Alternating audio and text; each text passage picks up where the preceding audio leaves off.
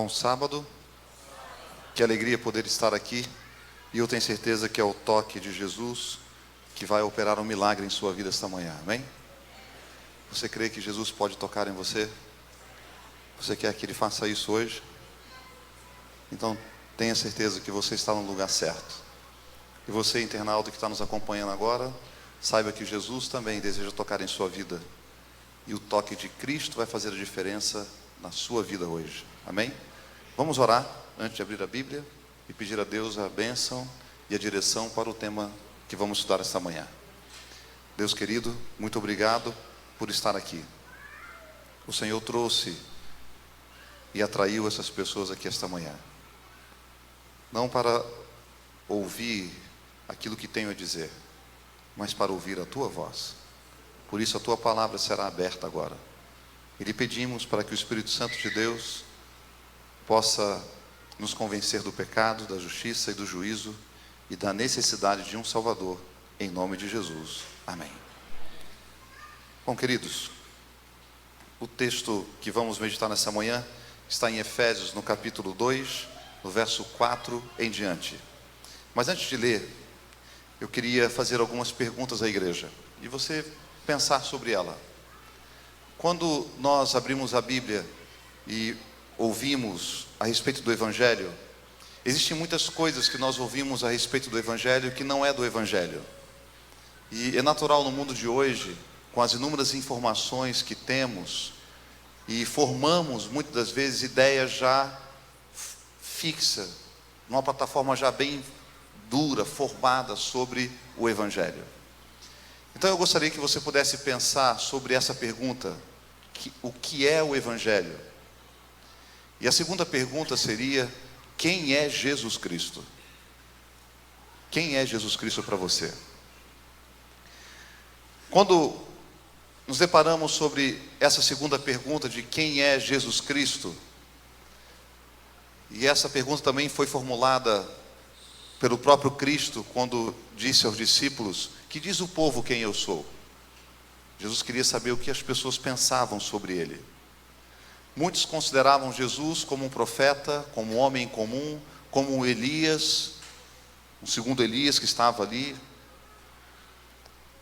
Para você, quem é Jesus? Quem é Ele? Quem Ele é? Interessante que quando pensamos sobre quem Ele é, Jesus nunca escreveu uma música, mas quantas músicas falam sobre Ele. Ele nunca escreveu um livro, mas quantas pessoas escrevem sobre Ele. Quando olhamos para a vida de Jesus, Ele não foi médico, mas quantas pessoas Ele curou, sem cobrar nada. Ellen White diz que as cidades por onde Ele passou, os lugares por onde Ele andou, não ficou uma pessoa sequer sem ter sido assistida e atendida por Ele. E quando lemos o Evangelho de João, lá nos últimos capítulos, nos últimos versos finais, ele vai dizer que se fôssemos escrever tudo o que Ele fez, não haveria papel suficiente e nem tinta suficiente para descrever tudo o que Ele fez. Afinal de contas, quem Ele foi? Quem Ele é?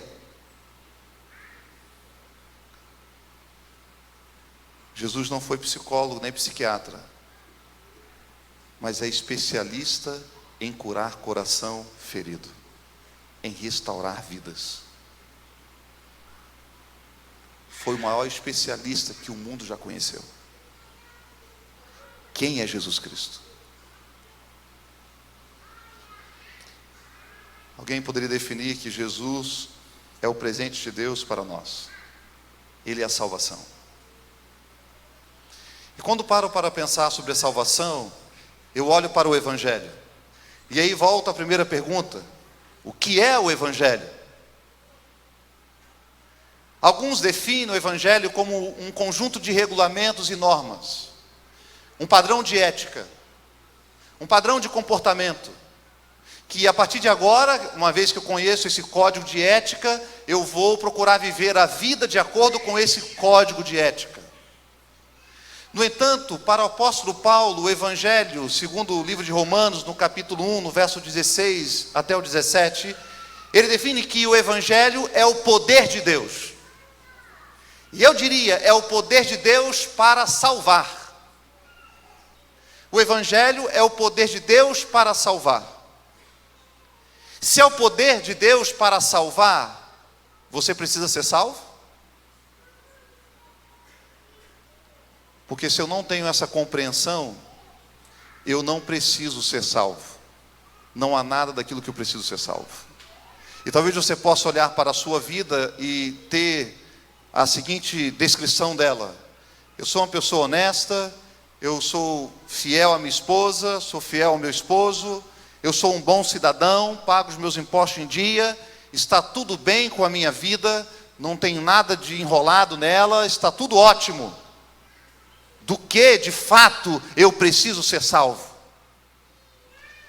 E aí vem o que eu queria desenrolar um pouquinho com você hoje. O que é o pecado? E qual é a gravidade do pecado na nossa vida? Para tentarmos entender as consequências do Evangelho na vida do crente. Quais são os resultados do Evangelho na sua vida? Do poder de Deus para salvar você. E aí precisamos compreender que a gravidade do pecado está em que o pecado lançou um desafio contra o caráter de Deus. O pecado desafiou o caráter do Senhor. Aquele que desde sempre for amor, foi tido como um incoerente e injusto. Deus foi tido como um Deus injusto. O pecado lançou dúvidas sobre a justiça de Deus. E quem de nós nunca duvidou do amor e do cuidado de Deus? Talvez nos dias fáceis, não temos dificuldade em reconhecer que Deus cuida de nós. Mas e no momento de dor, no momento de perda? No momento em que as circunstâncias parecem que conspiram contra nós, Deus ainda assim é um Deus de amor? Deus ainda assim é um Deus justo? Quando eu paro para pensar no sofrimento, eu paro para olhar um pouquinho da vida de Jó, que mesmo em função das circunstâncias, ele declara que Deus é justo. O pecado lançou então dúvida sobre o caráter de Deus, sobre a justiça de Deus. Sua justiça foi tida como falsa. A justiça de Cristo foi tida como falsa. Deus foi declarado como mentiroso, desleal, e a sua lei tida como injusta e abusiva. O pecado trouxe dúvidas sobre o governo de Deus e colocou Deus e sua lei como injusta e abusiva, autoritária. Deus, o Criador, como o único ser que tem autonomia plena, o único que não responde a ninguém a não ser a si mesmo, dele foi dito que não dava a mesma liberdade plena às suas criaturas. E na tentação lançada contra os nossos primeiros pais, foi dito que Deus estava escondendo o jogo, foi dito que ele não era transparente. Os apelos feitos a ele, que se arrependesse, apenas tornaram seu coração cada vez mais endurecido.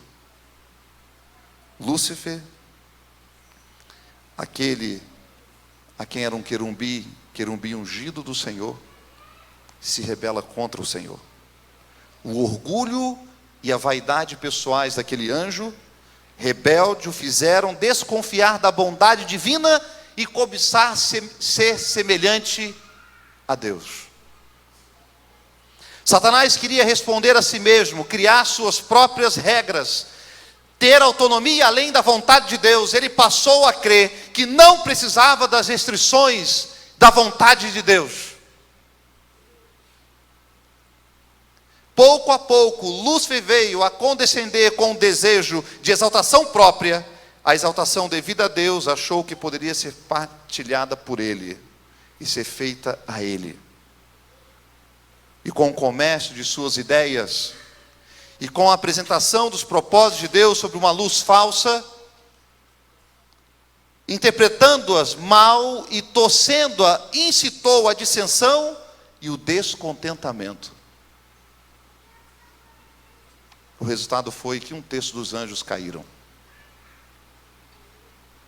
E olha que estou falando de um lugar e um ambiente perfeito. Pessoas que não nasceram em pecado, que não foram concebidas em pecado. No entanto, o planeta Terra caiu. O pecado chegou até nós. A autonomia cobiçada, uma pretensa independência e igualdade com Deus resultou no mundo que conhecemos e padecemos de suas consequências. A humanidade entrou em um estado de alienação após o pecado. Alienação de si mesmo, alienação dos outros, alienação de Deus, alienação psicológica. Por isso o Evangelho é o antídoto deste veneno luciferiano que corre nas veias de homens e mulheres, de crianças, de jovens e adultos. O Evangelho é o antídoto que cura, que transforma, que liberta. O Evangelho é o poder de Deus para salvar você. É o Evangelho. Aquilo que a humanidade caída não poderia fazer por si mesma, Deus fez por ela através de Cristo. O ser humano está envolvido em uma história maior do que ele próprio. E cabe a cada um de nós tomarmos uma posição através de nossas obras, demonstrando de que lado nós estamos. Cristo inaugurou o seu reino quando aqui esteve. E ao fazer isso, nós vivemos em um mundo paralelo. Por um lado, o pecado nos tornou pessoas desiguais, desumanas, sem amor, frios, ou quem sabe mornos. Antes frio, ou quente, e não morno, diz a Escritura. E aí nós precisamos pensar e refletir que, embora nossas obras não nos salvem, elas mostram aonde está o nosso coração, pois somos aquilo que amamos. Embora as obras não nos salvem, elas demonstram onde está o nosso coração. Aquilo que você mais ama controla a sua vida neste momento. Por isso, devido a esta situação, Deus se fez missionário. Foi o primeiro missionário que o mundo conheceu. Deus se fez missionário. O primeiro e maior missionário na busca do ser humano que se alienou. O ser humano que está inserido numa história maior do que ele próprio. O Evangelho, então, resume em si a iniciativa de Deus em buscar o ser humano de volta para o lar. De volta para o redil das ovelhas de Cristo. Por isso, querido, o Evangelho marca o tom da nossa vida. O Evangelho é o elemento principal da igreja. Ele não é negociável.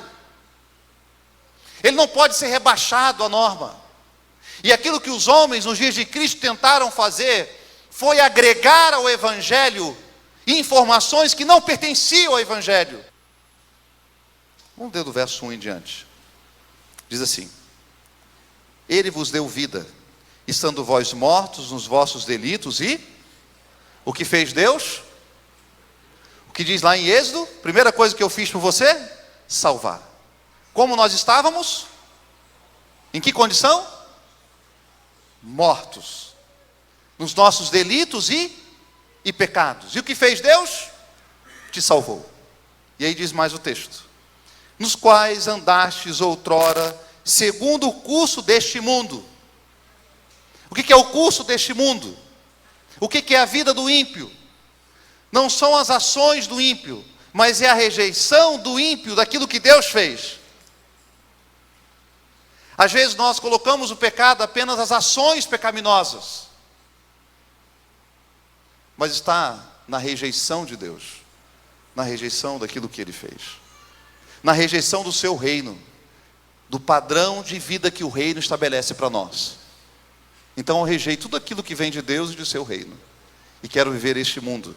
E aí ele continua, segundo o curso deste mundo, segundo o príncipe da potestade do ar, do espírito, que agora atua nos filhos da desobediência, entre os quais também todos nós andávamos outrora, segundo as inclinações da nossa carne, fazendo a vontade da carne e dos pensamentos, e éramos por natureza filhos da ira, como também os demais. O que éramos, ou o que somos. O verso 4 então diz, mas Deus, sendo rico em misericórdia, por causa do grande amor com que nos amou, e estando nós mortos em nossos delitos, nos deu vida juntamente com Cristo, pela graça sois, e juntamente com Ele nos ressuscitou, e nos fez assentar nos lugares celestiais em Cristo Jesus, para mostrar nos séculos vindouros a suprema riqueza de sua graça em bondade para conosco em Cristo Jesus. Porque pela graça sois mediante a fé, e isso não vem de vós, é dom de Deus, e não de obras, para que ninguém se glorie, pois somos feitura dele, criados em Cristo Jesus para boas obras. Fomos criados em Cristo Jesus para boas obras, as quais Deus de antemão preparou para que andássemos nela. Primeira coisa, Deus, Ele nos resgata poderosamente das mãos de Satanás. E agora a pessoa justificada e salva pela graça, a partir desse amor incondicional de Deus, irá frutificar nas boas obras. O que era passado foi sepultado no batismo, foi sepultado em Cristo, agora vivo em novidade de vida em Cristo. A grande luta do homem carnal é viver em novidade com Cristo, porque o Evangelho, as boas novas de Jesus para a sua vida. A doutora Minrodô disse que quando nós nos aproximamos de Jesus, Ele se projeta um pouquinho mais, porque nós estamos em santificação. Jesus está purificando a nossa vida, Ele está transformando o meu caráter e o seu caráter para a vida vindoura. E isso gera dor, isso corta na carne. Nem tudo que me é lícito convém, e nem tudo que me convém é lícito, diz a Escritura. Por isso, queridos amigos, o Evangelho precisa nos libertar de outros reinos, de outros reinados. O primeiro reinado é do desamor. O segundo, o reinado da vida centrada em si mesmo. O que importa é o que eu penso, é o que eu quero, e ponto. Não importa o que Deus almeja para mim. O que importa é o que eu quero. E se eu quero isso, eu vou ter isso.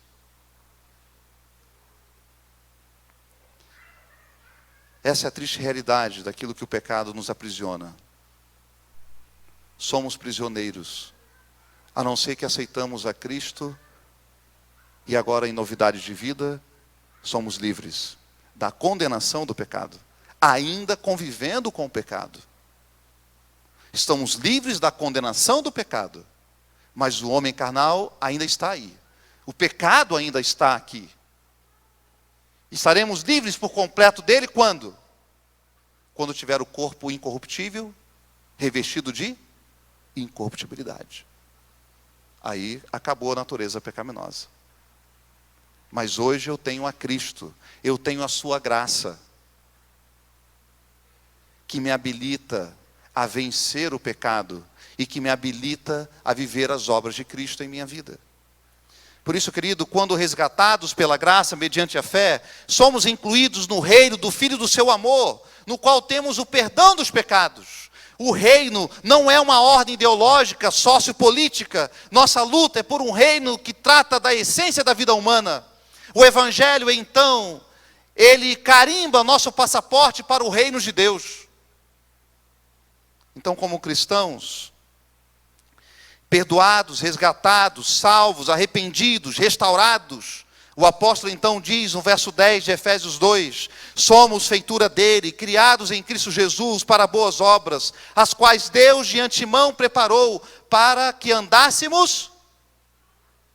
Essas palavras revelam que depois que somos salvos pela graça de Deus, fala do resultado gracioso da graça na vida daquele que tem fé, que depositou confiança no Cordeiro, que foi limpo pelo sangue de Jesus Cristo, que está liberto da condenação, da prisão do pecado, e que foi remido, que foi restaurado. Estou falando hoje a homens e mulheres, crianças, jovens e adultos, que aqui estão presentes, que estão nos assistindo, nos acompanhando, que foram comprados com o sangue precioso de Jesus. E quem foi comprado pelo sangue de Cristo? Por quem Jesus morreu? Ele morreu por todos. Ele morreu por ateu, por católico, por espírita, por adventista, por batista, por todos. Jesus morreu por todos. No entanto, aqueles que recebem Jesus serão tratados como filhos e filhas de Deus. É desejo do Senhor que todos cheguem ao arrependimento. Mas também é verdade que nem todos vão se arrepender. Sabe, queridos, Paulo ressalta que as obras do cristão são produzidas graciosamente. São os efeitos da fé. Fé. Fé é a certeza de coisas que eu não vi, mas vão acontecer. Eu sou do reino de Deus. E um dia em breve esse reino vai ser estabelecido eternamente. Sem dor, sem lágrima, sem sofrimento, sem essa luta desigual, que nós às vezes vamos tratar o pecado e acabamos caindo em pecado. Porque vamos lutar sozinhos, ou porque queremos impor a minha vontade. Quando eu compreendo o que Deus quer, eu vou lá e faço o contrário ao que Deus quer. E aí eu entendo também que o amor e a graça de Cristo superabundou onde existe o pecado. E é por essa razão que somos convidados por Jesus e atraídos constantemente por sua graça. São obras que emergem de um coração que ama quem Deus é e pelo que Cristo fez na cruz por nós. São obras que emanam de alguém que tem a vida centrada em Jesus, que tem uma vida centrada no Evangelho, que não justifica os seus atos, os meus atos próprios, mas que busca os atos de Cristo. Por isso, querido amigo, o pecador salvo pela graça demonstra uma disposição para o serviço do reino dia a dia. Ele entende que sua vida tem um propósito. O propósito de servir, de expandir o reino, revelar o amor de Deus às outras pessoas. E ele o faz sem seguir um calendário eclesiástico. Ele segue o calendário da vida. A sua vida é de Jesus.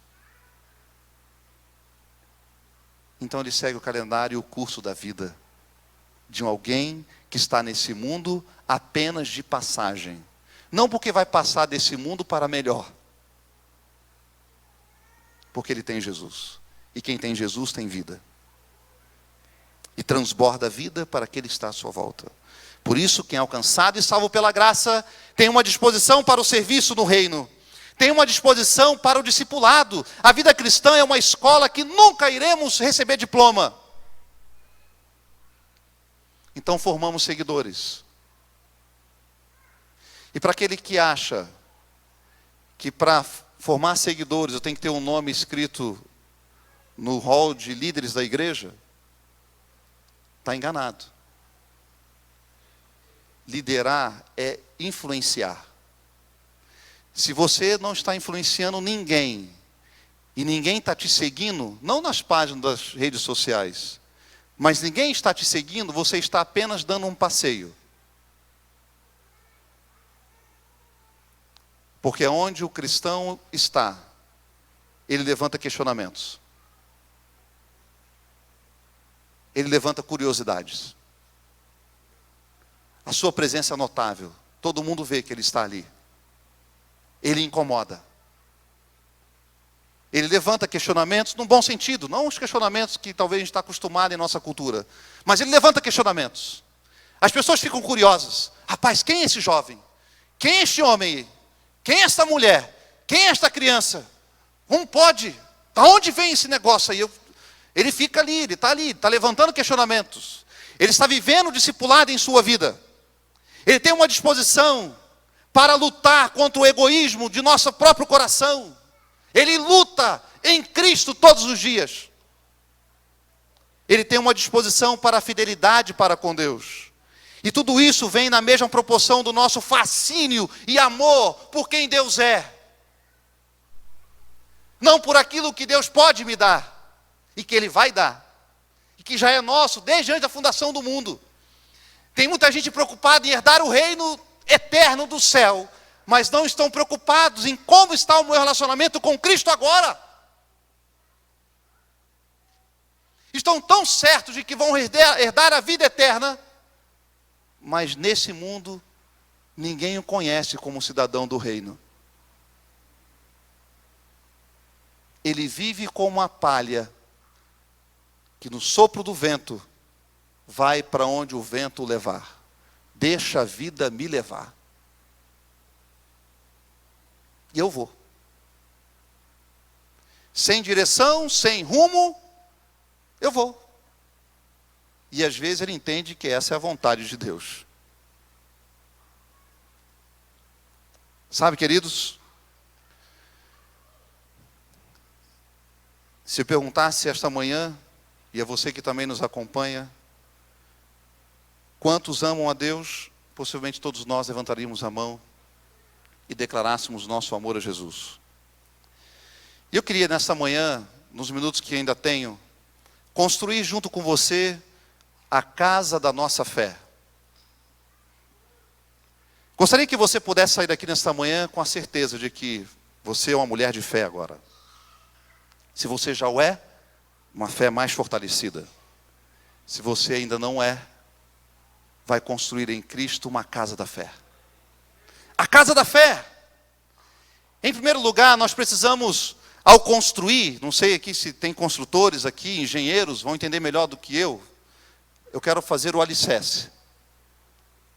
O primeiro elemento para suportar toda a estrutura. Estou correto?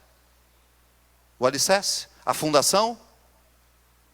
Lucas vai dar a nós este elemento. Lucas capítulo 7, verso 47. Evangelho de Lucas, no capítulo 7, verso 47. Com o projeto em mãos da construção da casa da fé, vamos usar o primeiro elemento. Capítulo 7, verso 47. De Lucas. Lucas 7, verso 47. Está escrito, aqui é um milagre que Jesus operou, ou melhor, uma mulher que oferece algo a Jesus Cristo, e essa mulher ungiu os pés de Jesus, ela usou algo caríssimo de seu tempo, muito caro, possivelmente tudo que ela possuía, ela entregou aos pés de Jesus. Isso gerou um certo alvoroço. A gente talvez fica muito assim, não compreende muitas vezes esse texto, porque a gente não viveu lá, né? A gente não estava lá. Vamos imaginar o seguinte: se alguém viesse hoje e dissesse assim, pastor, ou o líder da igreja, olha, eu estou aqui dando a minha casa, meu carro, tudo que eu tenho, agora é para Jesus. Usa aí. E talvez se eu dissesse, irmão, é só 10%. Não, pastor, eu quero dar tudo. Talvez, irmão, é só o segundo dízimo, é só mais 10%. Não, mas eu quero dar. E se aceitássemos a doação, o murmurinho daquilo que estava à volta. Que absurdo, rapaz. Que loucura essas pessoas estão fazendo. Estão recebendo tudo que a pessoa quer dar, está doando. É exatamente isso que aconteceu ali. Essa mulher deu tudo. E ela foi criticada por isso. Mas veja qual foi a atitude de Cristo. Verso 47. Por isso te digo, perdoados são os seus muitos pecados, porque ela muito amou, mas aquele a quem pouco se perdoa. Você entende agora? O alicerce é o amor. Aquele ato, Jesus declarou, perdoados lhe são os seus muitos pecados, porque muito me amou. Porém, na casa da nossa fé, nós precisamos entender que a base aqui é o amor. E segundo Jesus, o nosso amor a Deus é uma resposta direta ao amor de Deus por nós. Isto é, muito pecado, muito perdão. Muito pecado, muito perdão. Deve ser muito amor. Você ama Cristo? Você ama Jesus? Por aquilo que Ele é? Porém, numa casa não fica apenas no alicerce, precisamos construir agora os outros elementos da casa, as paredes, telhado e assim por diante. E eu quero construir com você essas outras etapas da casa, naquilo que está em Gálatas no capítulo 5, no verso 22 até o verso 24. E vou aqui colocar as virtudes, uma classificação como virtudes. E nesse aspecto, nós vamos considerar eu vou dividir isso em 3 aspectos da vida cristã, como uma resposta de fé. E a primeira classificação dessas virtudes são 3, como descrito no verso 22. Amor, alegria e paz. Eu diria que amor, alegria e paz é fruto do meu relacionamento com Deus. Que aqui a palavra amor no texto, o ágape, descrevendo o amor do ponto de vista do respeito e da estima, acrescenta aqui o princípio ao sentimento, de modo que o princípio controla os sentimentos. Eu não sou governado pelos meus desejos, eu sou governado pelo amor de Deus e o amor que eu tenho a Ele. Não são os meus desejos que me governam, mas é o amor de Cristo que me governa. Eu amo a Ele. Por isso, põe em ação as faculdades superiores da mente e da inteligência. O ágape é altruísta, estendendo o amor aos que não merecem. A outra palavra é alegria. Nesse contexto está associada a alegria pela graça recebida, pelo perdão dos pecados. Então nós temos motivos de sobra esta manhã para se alegrar. Porque perdoado estão os teus pecados. Pecado confessado é pecado perdoado. Por isso essa alegria não está ligada às circunstâncias da vida. Ela não depende disso. Ela está ligada a Jesus Cristo.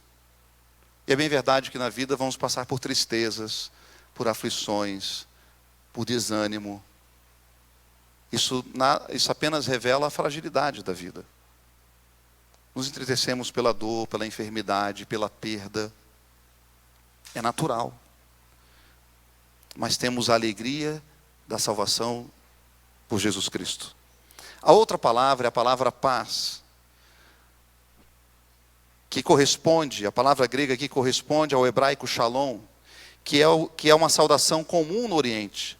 Esta palavra, paz, foi usada por Jesus em suas aparições após a ressurreição. Paz, nesse contexto, fala da paz interior da alma, cujo senso de culpa foi deixado ao pé da cruz. E cujas ansiedades sobre o futuro se desfaleceram ante a confiança em Deus. Como diz Ellen White, nós haveremos de temer o futuro, a menos que nos esqueçamos. Se esquecermos o que Deus fez por nós no passado, então vamos viver ansiosamente preocupado com o futuro. No entanto, se contemplarmos o passado e ver o que Jesus fez por nós, não há o que temer com relação ao futuro.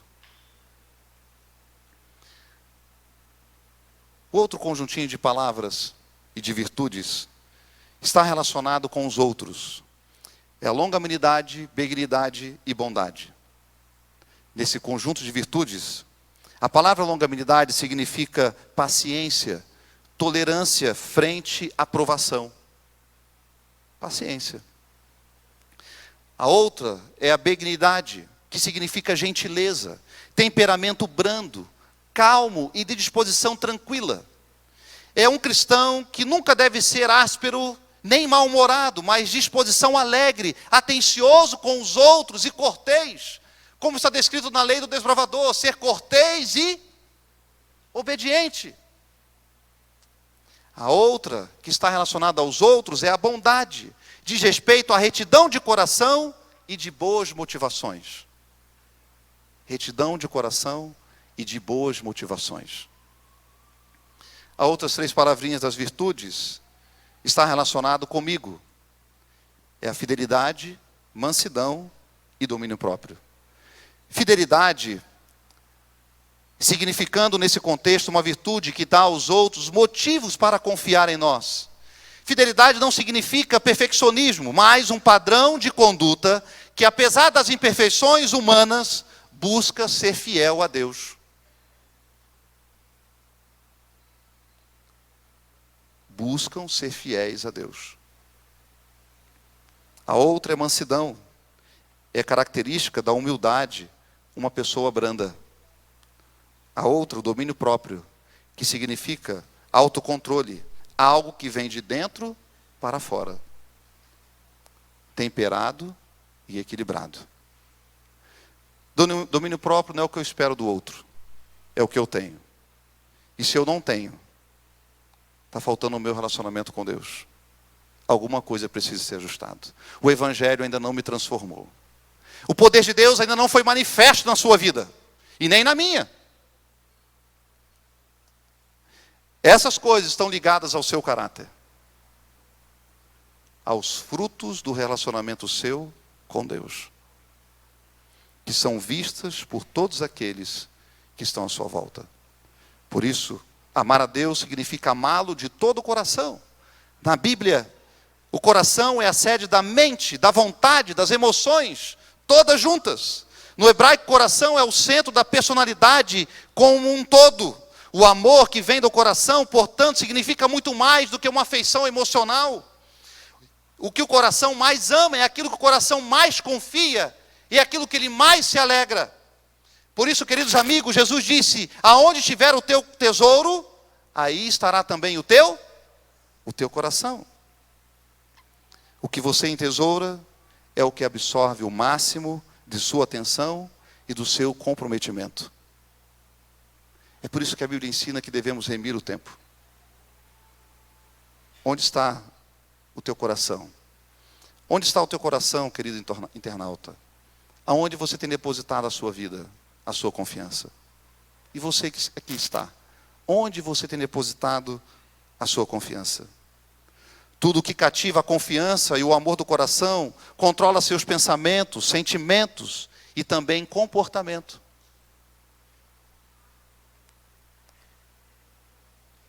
Tudo que cativa a sua confiança, aquilo que o coração mais ama e deseja, a mente considera razoável, as emoções acham valioso e a vontade factível. Amar a Deus significa amá-lo por si mesmo e não por aquilo que podemos obter dele. Esta manhã, eu queria fazer um convite a você. Você deseja construir uma casa de fé? baseada no amor, abnegado a Deus, de alegria e de paz, baseado em sua longanimidade, benignidade e bondade, baseado na fidelidade, na mansidão e no domínio próprio. Deus deseja esta manhã dar a você e a mim a sua graça. E o hino que vamos cantar para o término desse culto, ele fala exatamente assim: a Jesus seguir eu quero. A Jesus seguir eu quero. Seja a sorte, sim, qualquer, onde quer que eu vá, meu mestre, seguirei sem mais temer. Você quer responder assim a Jesus esta manhã? Se assim é a sua vontade, eu quero que você cante esse hino em pé, para declarar que você quer seguir a Jesus, não importa o que te aconteça, porque você é um cidadão do reino. E se você que está assistindo, que está nos acompanhando, puder ficar de pé onde você está aí e cantar conosco este louvor: a Jesus seguir eu quero. Demonstre sua fé em Jesus Cristo e cante esse louvor. 518. A Jesus seguir eu quero, seja forte sim qualquer, onde quer que vá meu mestre, seguirei sem mais temer.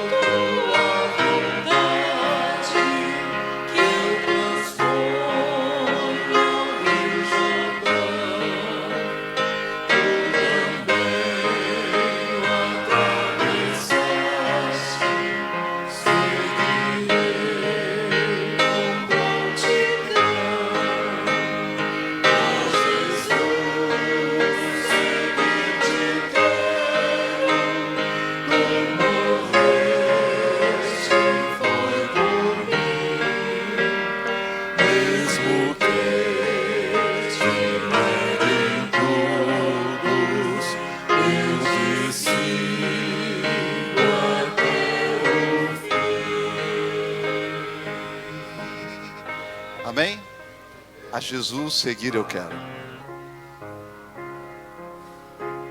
Você quer seguir a Jesus? Mesmo que isso implique perder a vida por Ele? O que mudou desde quando você conheceu a Cristo para hoje? Talvez, em essência, perdemos o significado do Evangelho. E talvez não mais ele exerce o poder e influência que deveria exercer sobre nossa vida. Mas hoje, Jesus estende novamente a você a chance de recomeçar. Ele é especialista nisso. Você quer responder além do louvor, entregar a sua vida a Jesus, dizer: Jesus, eu quero seguir-te. Alguém que aqui está esta manhã que quer fazer isso? Eu quero entregar a minha vida a Jesus porque eu quero segui-lo até o fim. Eu quero fazer isto. Você que nos acompanha, quer fazer isto? Levante sua mão aí na sua casa, onde você estiver, e vamos orar agora. Pai eterno, declaramos a nossa fé em Cristo hoje ao cantar. A nossa resposta ao Senhor é: a Jesus seguir eu quero. Aonde for, eu te seguirei. Aonde for, eu te servirei. Por isso, Senhor, batiza-nos com o Espírito Santo, para que nossa fé seja firmada na rocha que é Cristo Jesus. Tudo aquilo que tem nos separado de Ti, que no nome de Jesus Cristo e pelo sangue derramado na cruz do Calvário, seja eliminado da nossa vida. Se porventura cairmos, que possamos ser humildes em voltar o nosso olhar para o Salvador, confessar o nosso pecado e clamar por Tua graça. Nos dê fé suficiente para crer no Evangelho, para crer em Jesus Cristo e para andar em Tua presença. Em nome de Jesus, amém, Senhor. Amém.